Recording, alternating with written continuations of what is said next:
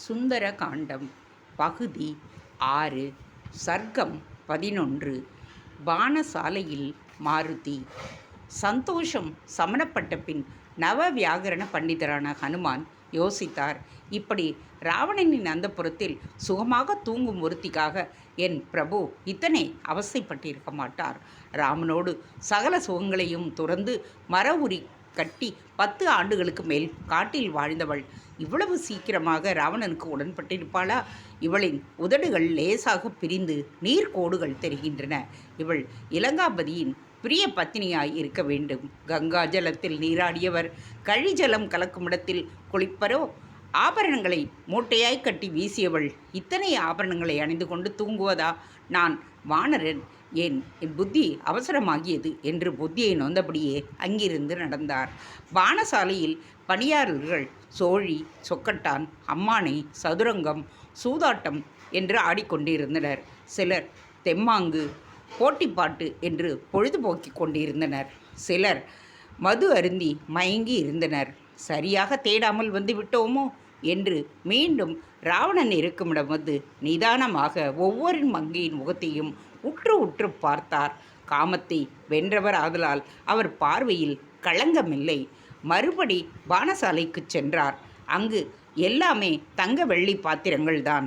திராட்சை, பேரீட்சை, கரும்பு, பனை, இலுப்பை பழங்களிலிருந்து தனித்தனியே சாறு எடுத்து கொம்புத்தேன், அடைத்தேன், வெல்லம் கலந்து ஏலம், கிராம்பு, குங்குமப்பூ, பச்சை கற்பூரம், ஜாதிக்காயை பொடித்து போட்டு பானம் தயாரித்து வைக்கப்பட்டு இருந்தது. கும்மென்று மனம் வீசியது. சைவம் அசைவம் இரண்டுமே தினுசு தினுசாக சமைக்கப்பட்டு இருந்தன. பாயசங்களில்தான் எத்தனை வகைகள்! வெள்ளை கடுகு அரைத்துவிட்ட ஒரு விதமான ரசங்கள் அந்த நேரத்திலும் ஆவி பறக்க சூடாக இருந்தன. ரகரகமாக புதிதாய் போட்ட ஊறுகாய்கள் நாக்கில் நீர் ஊறச் செய்தன.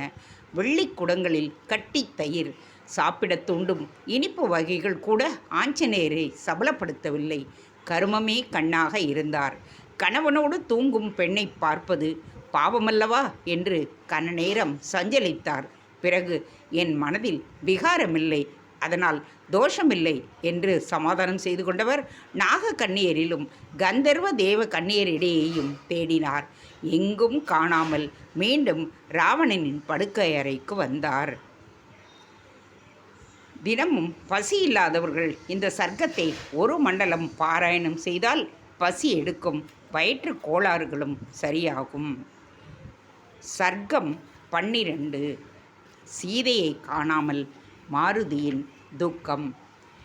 இந்த இலங்கையில் நான் அநேகமாக எல்லா இடங்களிலும் தேடியும் சீதையை காண முடியவில்லைவே.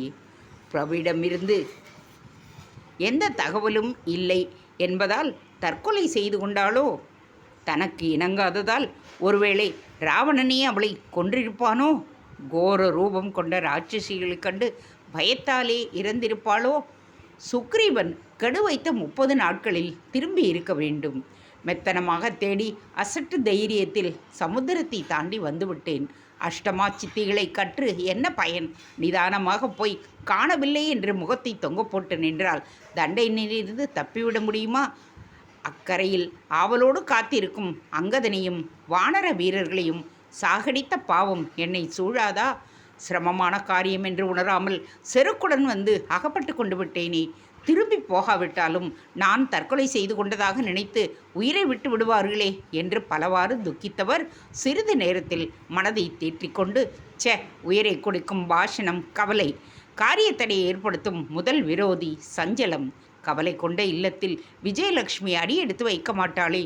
உற்சாகத்தின் பகைவனான கவலை என் புத்தியில் உட்கார பேசாமல் இருந்து விட்டேனே. கடினமான காரியத்தையும் சுலபமாக்குவது தன்னம்பிக்கை அல்லவா? தைரியலட்சுமியே, உன்னை விலக விட மாட்டேன். ஓ, வந்துவிட்டாயா? இனி இண்டு இடுக்கு விடாமல் ஆரவோம் என்று சிலிர்த்து எழுந்து ஓவிய சாலைகளிலும் படை வீரர்களின் குடியிருப்புகளிலும் தளபதிகளின் மாளிகைகளிலும் சுரங்கங்களிலும் தேடினார். இரவை வீணாக்கக்கூடாதென்று சலித்து ஓரிடத்திலும் நின்று ஓய்வெடுக்காமல் தேடினார். ராட்சசிகளின் பேச்சை ஒளிந்து இருந்து கேட்டார். நீர்நிலைகளில் எல்லாம் அலசினார். மிதிலா இளவரசில் மைதிலியை மட்டும் காணவே இல்லை.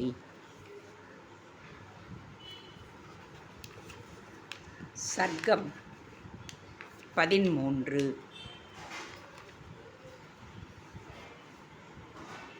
மகாபலசாலியான ஹனுமான் இந்திரநீல கல்லால் அலங்கரிக்கப்பட்ட கோட்டை மதிலின் மேலேறி கண்ணுக்கு எட்டிய தூரம் வரை எதையாவது விட்டிருக்கின்றோமா என்று ஆராய்ந்து பார்த்தார். சம்பாதி பொய் சொன்னால் சிறகுகள் மீண்டும் எப்படி வரும்? கௌதம ரிஷியின் புதல்வரான சனாதனரின் சிஷ்யையான வைதேகி வேறு வழியில்லாமல் ராவணனுக்கு உடன்பட்டிருப்பாளோ? சே, குரங்கு மனம் என்பது சரியாகத்தான் இருக்கிறது. இப்படி நினைத்த புத்தியை கொளுத்த வேண்டும். சீதை அயோனிஜை யாகபூமியில் விழும்பொழுது கலப்பை நுனியில் அவள் இருந்த பேழை வெளிப்பட்டதாக ராமபிரான் சொல்லி இருக்கின்றாரே. ஒருவேளை ராவணன் சீதையை எடுத்துக்கொண்டு கடலை தாண்டுகையில் இதற்குள் ராமன் பர்ணசாலைக்கு திரும்பி சீதையை காணாமல் தேடி ஜடாயுவால் நான் கொண்டு போவதை அறிந்து பானப்பிரயோகம் செய்தால் இலங்கையின் செல்வங்களை அனுபவிக்காமல் மடிவேனே. சுபாகு, மாரீசன், கரதூஷணாதியர், திரிசுரன் மடிந்தது போல நானும் மனுஷனால் சாவதா என்று எண்ணி பிராட்டியை கடலில் வீசியிருப்பானோ? சமுத்திரத்தில் உள்ள திமிங்கிலங்கள் அவள் தேகத்தை உணவாக கொண்டிருக்குமோ?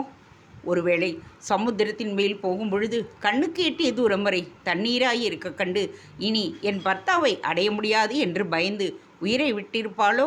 அல்லது கடலின் மேல் போகும் பொழுது ராவணனிடமிருந்து தப்ப மேலே இருந்து குதித்து இருந்தால் தனக்கு இணங்காத ஜானகியை ராவணன் தின்றிருப்பானோ? அல்லது அவனது ராட்சச மனைவியர் சக்களத்தை பொறாமையில் வெட்டி சமைத்து ஜீரணம் பண்ணி இருப்பார்களோ? சாகும்போது யாரை நினைத்தாளோ, என்ன சொல்ல பிரியப்பட்டாளோ, இப்படி தாறுமாறான எண்ணங்களால் ஆஞ்சநேயர் நிலை குலைந்தார். பிறகு மனதை சமாதானப்படுத்தி கொண்டு தரையோடு பெயர்த்து கொண்டு வந்தவனுக்கு, தன் தலைகளையே வெட்டி யாக வேள்வியில் சமர்ப்பித்தவனுக்கு, கைலாயத்தையே பெயர்க்க துணிந்தவனுக்கு, சிவபெருமானையே சாமகானத்தினால் வசப்படுத்தி ஈஸ்வர பட்டம் பெற்றவனுக்கு சீதையை பத்திரமாக கொண்டு வர தெரியாதா என்ன? சிவதனுசு இருந்த பேழையை சுலபமாய் நகர்த்தி பந்தை எடுத்து சென்ற சீதையை கண்டு ஜனகர் வியந்தாராமே. அதனால் அல்லவா சிவதனுசை வளைப்பவருக்கே சீதை என்று அறிவித்திருக்கின்றார். அப்பேற்பட்ட பிராட்டிக்கு அச்சமா? கற்பெண்ணும் அக்னியை கவசமாக கொண்ட ஜானகியை ராவணன் நெருங்க முடியுமா? சீதைக்கு துன்பம் விளைவித்தவர்களை ராவணன் சும்மா விடுவானா? அப்படியெல்லாம் நடந்தேராது. சீதையின் பிரிவை தாங்காது ராமர் துடிக்கிறார் என்றால் சீதையின் அழகும் பரிவும் நற்குணங்களும் சாதாரணமானதாக இருந்திருக்கும். ஜனஸ்தானத்தின் 14,000 ராட்சசர்களையும் கரதூஷண திரிசிரர்களையும் தான் ஒருவனாகவே சமகரித்த ராமனின் பராக்கிரமத்தை சீதை அறியாமலா இருந்திருப்பாள்? ராவணன் இந்த இலங்கையில் எங்கோ அவளை அடைத்து வைத்திருக்கின்றான். அதை எப்படி கண்டுபிடிப்பது என்று வேறு விதமாக யோசித்தார். சீதையை காணவில்லை என்று போய் சொன்னால் என்ன ஆகும்? 21 தலைமுறை சத்திரிய குலத்தையே பேரறுத்த பரசுராமனின் விஷ்ணு தனுசை வாங்கி நான் ஏற்றி இலக்கு எது என்று கேட்டாராமே பிரபு.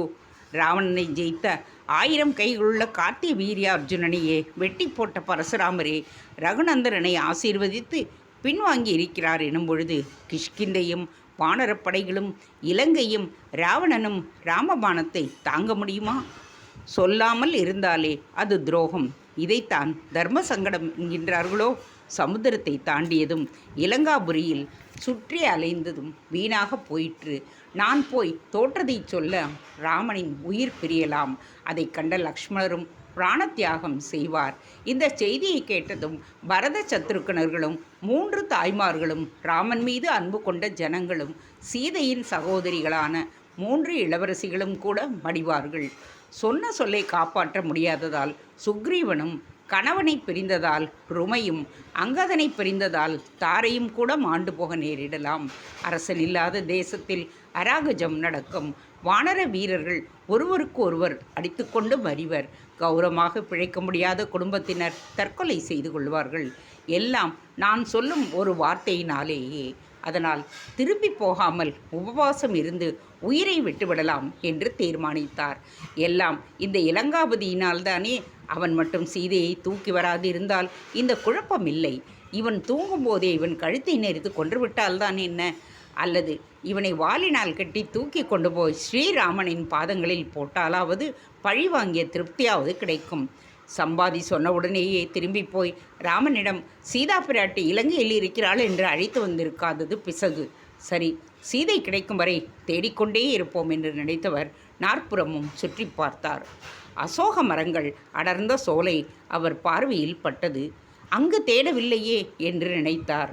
அஷ்டவசுக்களை, ஏகாதச ருத்திரர்கள், துவாதச ஆதித்யர்கள், அஸ்வினி தேவதைகள், மருத்துக்கள் முதலிய தேவபுருஷர்களை மானசீகமாக நினைத்து வெற்றி கிடைக்கச் செய்யும்படி வேண்டினார். ஸ்ரீராமா, எனக்கு ஜெயத்தை கொடு என்று பிரார்த்தித்து கொண்டார். நான் கண்டுபிடிப்பேன் என்பது பொய். சூரிய சந்திராதி நவக்கிரக தேவதைகளே, தந்தையான வாயு பகவானே, ராவணனால் பூஜிக்கப்படும் சிவபெருமானே, என் திசை காவலர்களே, எனக்கு ஜெயத்தை கொடுக்க வேண்டும் என்று மானசீகமாக நமஸ்கரித்தார்.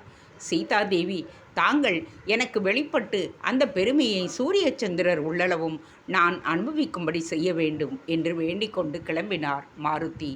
பிரம்மா, அக்னி, வருணன், இந்திரன், சகல தேவதைகள், சப்த ரிஷிகள் அனைவரையும் பிரார்த்தித்தபடி அசோகவனத்தை நோக்கி மிக சிறிய வடிவில் விரைந்து சென்றார் ஆஞ்சநேயர்.